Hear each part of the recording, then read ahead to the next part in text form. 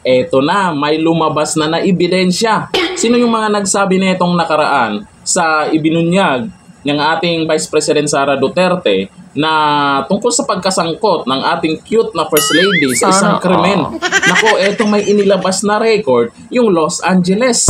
Ay shiner ni Rowena Guanzon. Ayan makikita nyo po sa Country of Los Angeles Medical Examiner. Diyan sa may, ayan yung naka-blue mismo. Ano yan?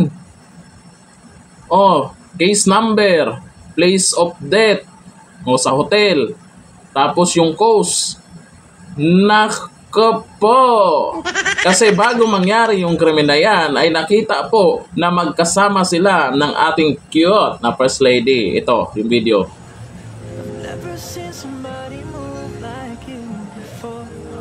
Ayan, magkasama po sila. Tapos, ayun na nga, may nangyaring mga ganito at ganon. At hindi po naibalita pa dito sa Pinas yan. May isang OFW na nagbubuking dyan. At isa na po si Vice President Sara Duterte na nagsasalita tungkol dyan sa krimen po dyan sa Amerika na nasangkot po ang ating cute na First Lady. Pero ang sabi ni Auntie Claire, fake news daw.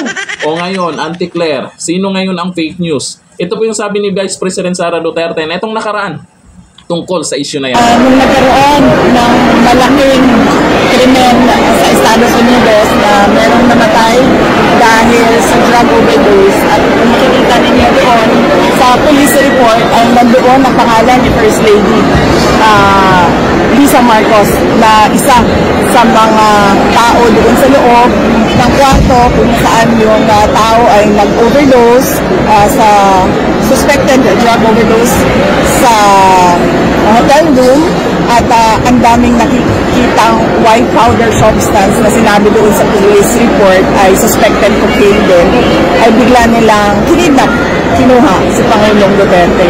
Totoo pala ang sabi ng ating Vice President Sara Duterte. Kasi yung ganyang issue ay talagang maselan yan Hindi naman basta-basta magsasalita ang ating Vice President kung wala siyang nakitang patunay. Ay nasa record pala. Ngayon, eto na, lumabas na at naipos na rin po ni Rowena Guanzon, ni Atty. Rowena Guanzon.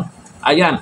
Ate Claire, paano mo may pagtanggol yan? Sa mga tagapagtanggol dyan, yung mga nagsabing fake news daw yan. Paano yan? Nailabas na at naibalita na po yan. Naipos na rin po ng Bilyonaryo News Channel. Ito po yung ibang post ni Rowena Guanzon galit pa naman si Trump sa... lagot. Galit pa naman. Si President Trump tsaka si Tatay Digong, kaya nagkaroon ng kaya naging magkaibigan yan dahil pareha po sila ng mga gusto o hindi. Paano yan? Lagot kayo ngayon. Stressing na yan ang sinasabi ko sa inyo. Ang gaba dili magsaba. Una, itinanggi nyo, sinabihan nyo pa na si BP Sara ay fake news. Ngayon, sino ang fake news? Auntie Claire. Ito pa, may post pa dito si Rowena Guanzon. Gigil na gigil si Rowena Guanzon dito So, ang totoong pakay sa US ay subukang pigilan, inunahan sila.